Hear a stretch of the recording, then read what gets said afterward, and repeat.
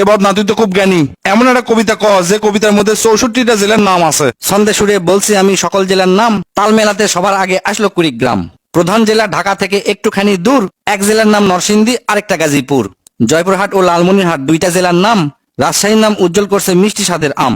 পাহাড় ঘেরা বান্দরবন ও সিলেট খাগড়াছড়ি, ময়মনসিংহের কিশোরগঞ্জে এই লেখকের বাড়ি। নেত্রকোনা সুনামগঞ্জে আছে ধানের মাঠ, সুন্দরবনের কাছে আছে খুলনা বাগের হাট। ভোলা এবং বরিশালে আছে অনেক নদী, পাবনায় আছে পাগলাগারদ, বগুড়ায় আছে দধি। পাশাপাশি দুইটা জেলা টাঙ্গাইল জামালপুর, আরো দুইটা জেলা হলো কুষ্টিয়া যশোর। মনের মতো একটা জেলার নাম তার মাগুরা, দন্তানতে নারায়ণগঞ্জ, নাটোর ও নওগাঁ। দন্তানতে আরো 4টি জেলা বলতে আমি পারি, নবাবগঞ্জ ও নোয়াখালী, নড়াইল, নীলফামারী।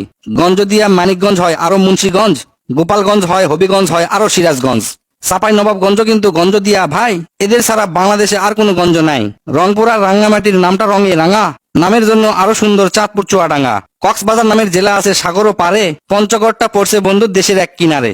ফেনী জেলার নামটা মাত্র 2টা অক্ষর দিয়া, সবচেয়ে বেশি অক্ষর লাগে লিখতে ব্রাহ্মণবাড়িয়া। 6টা অক্ষর লিখতে লাগে মৌলভীবাজার, এদিক থেকে শরীয়তপুর সমান তাহার। শেষের দিকে এসে দেখি বসছে পুরের মেলা, নামের শেষে পুর লাগানো অনেকগুলো জেলা। পুর দিয়ে ভাই শেরপুর আছে পিরোজপুর, মেহেরপুর ও মাদারীপুর আরো দিনাজপুর।